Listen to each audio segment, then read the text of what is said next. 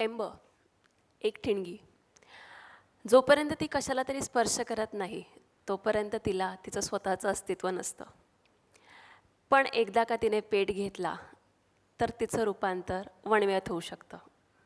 आज आपण इथे अशाच एका ठिणगीबद्दल बोलणार आहोत, जिला नाव दिलं आहे आम्ही इन्क्लुजन यात्रा.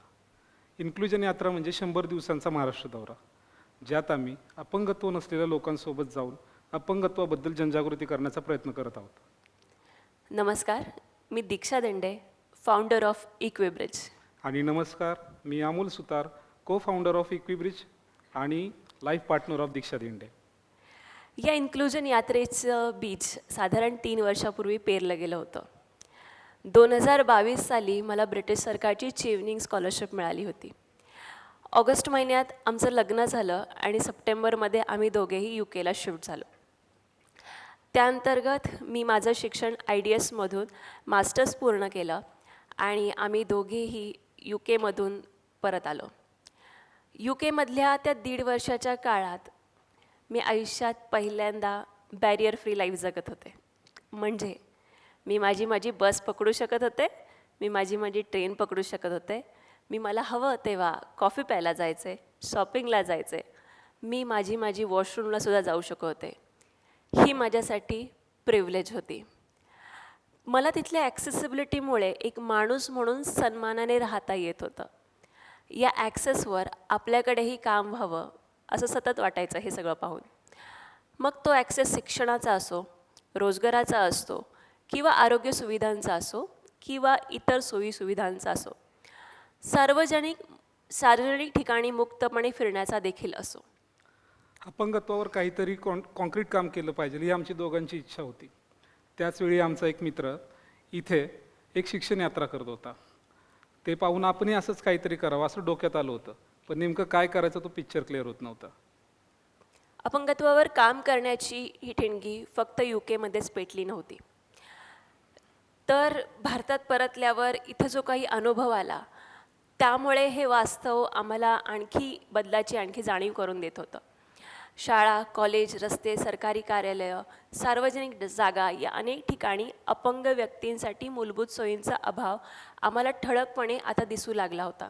तो आधी देखील होता बरं का, पण आता जास्तच ठळक दिसत होता. इथली कोणतीही जागा अपंगांच्या दृष्टीने त्यांचा विचार करून बनवली गेली नव्हती. हे पाहताना आम्हाला असंही समजत होतं की ही समस्या केवळ संसाधनांची नाही, केवळ ॲक्सेसिबिलिटीची नाही, तर दृष्टिकोनाची देखील आहे. आणि तो बदलण्यासाठी काहीतरी ठोस काम करणं आवश्यक होतं. ही जाणीव, ही अस्वस्थता त्या ठिणगीला दिशा देत होती. फक्त दीक्षाचंच नाही, तर आम्हा दोघांच्या वडिलांच्या अपंगत्वाचे अनुभवही आमच्यासोबत होते. माझ्या वडिलांना पोलिओ, तर दीक्षाच्या वडिलांना अपघातानंतरचं अपंगत्व आलं होतं. त्यावेळी असं वाटतं आम्हाला की सुरुवातीला जर त्यांना योग्य गोष्टींचा ॲक्सेस भेटला असता तर त्यांचं आयुष्य अजून सुखकर होण्यास मदत झाली असती. हे सगळं पाहून आम्हाला एक गोष्ट आणखी एक जाणवत होती की ही समस्या फक्त पाहून, बोलून किंवा तक्रार करून सुटणारी नाही, तर त्यावर काम करावं लागेल. आणि ह्यातूनच आमचे CA मित्र धनंजय यांच्या मदतीने आम्ही इक्विब्रिज फाउंडेशनची स्थापना केली. इक्विब्रिज म्हणजे अपंगत्व असलेल्या आणि नसलेल्या लोकांमध्ये समानतेचा पूल. संस्थेमार्फत सुरुवातीच्या काळात आम्ही काही ॲक्सेसिबिलिटी ऑडिट्स केले, काही सेन्सिटायझेशन प्रोग्राम देखील घेतले. पण इक्विब्रिजचं काम करत असताना आमची इतर व्यावसायिक कामं देखील सुरू होती. पोटापाण्याचा शेवटी प्रश्न असतोच. मी डेव्हलपमेंट सेक्टरमध्ये, तर अमोल ग्राफिक डिझायनिंग आणि त्याच्या नालंदा नोटबुक या कंपनीमध्ये मार्केटिंगचं काम करत होता. पण हे सगळं करत असताना मनात नेहमी एक प्रश्न यायचा की आपण खरंच बदल घडवतोय का? जो विचार डोक्यात घेऊन आपण भारतात परत आलो होतो त्यावर खरंच काम होतं आहे का? काही दिवस आपण इक्विब्रिजचं काम महिन्यातून करतो, पण त्यातून इतका मोठा काय आपण दिवा लावणार आहे किंवा काय मोठा इम्पॅक्ट घडवणार आहे? आणि तेव्हाच आम्हाला UKवरून परत येत असताना दोहा एअरपोर्टवर केलेली चर्चा आठवली. इक्विब्रिज फाउंडेशनचं काम जर अधिक जोमाने करायचं असेल तर आम्हाला लोकांमध्ये जाणं गरजेचं होतं.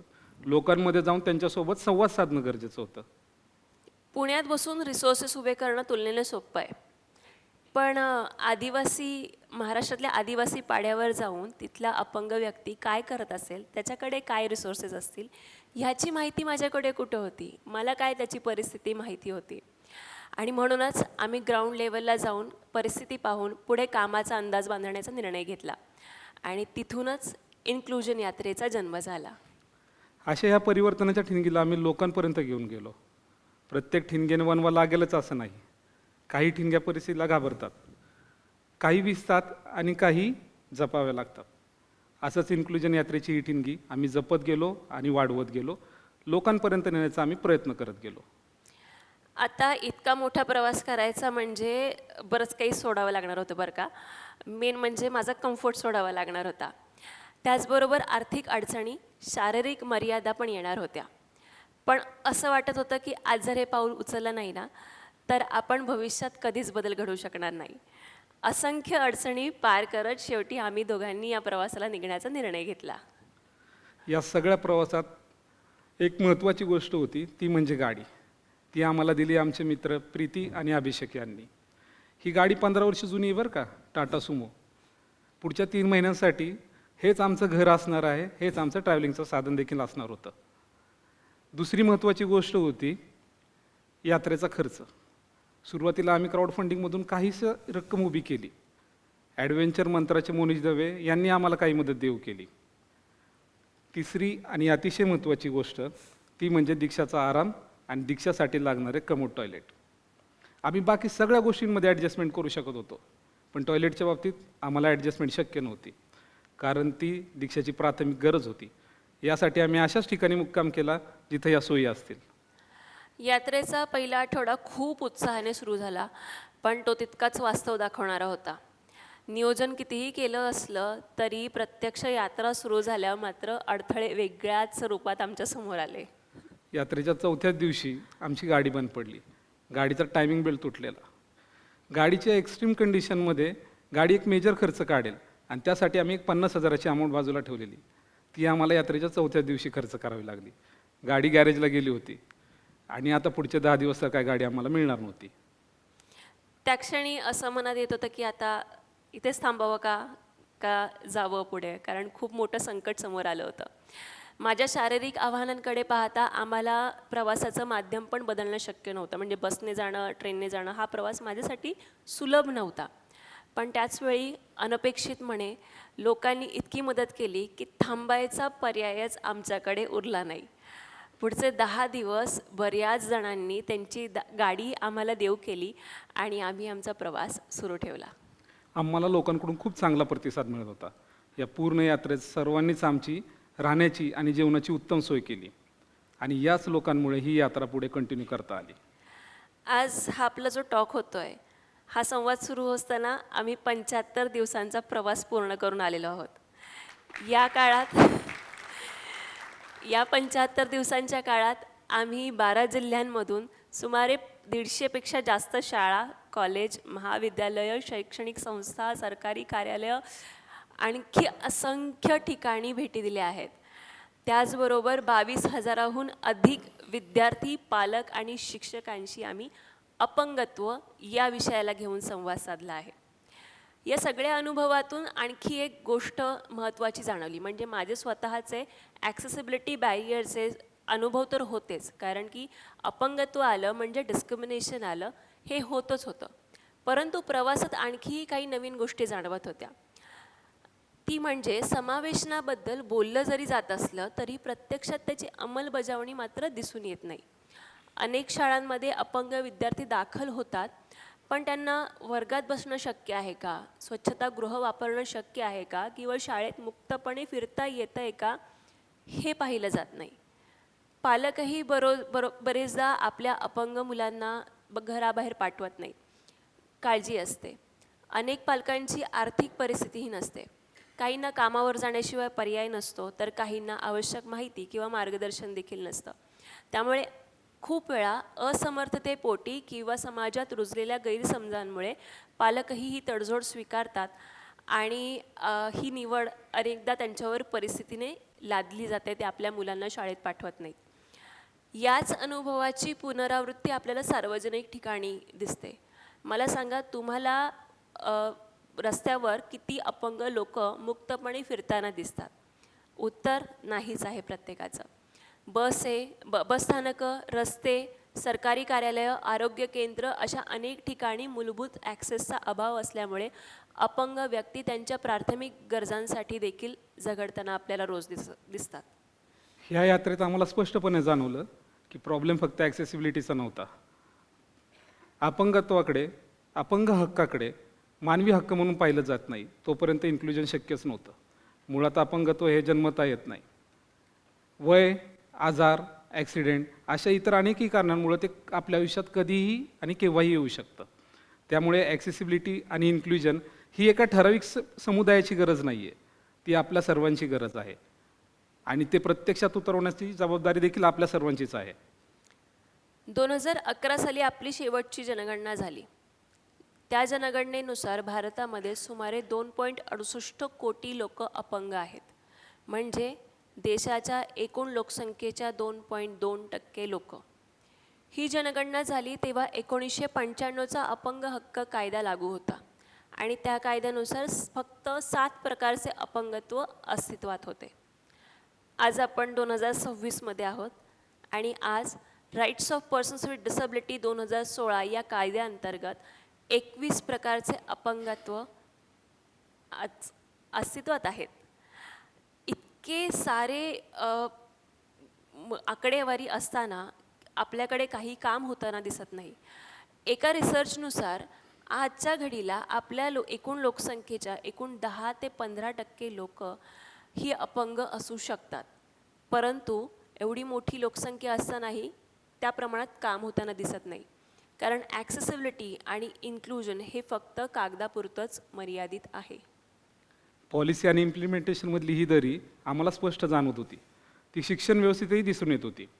भारतात विविध योजनांमुळे अपंग विद्यार्थ्यांचे प्रमाण, शाळेतील प्रवेश वाढलेला दिसतो. पण प्राथमिक शाळेनंतर ड्रॉपआउटचे प्रमाण देखील जास्त आहे. ही गळती अपंग मुलींच्या बाबतीत आणखीन जास्त दिसते.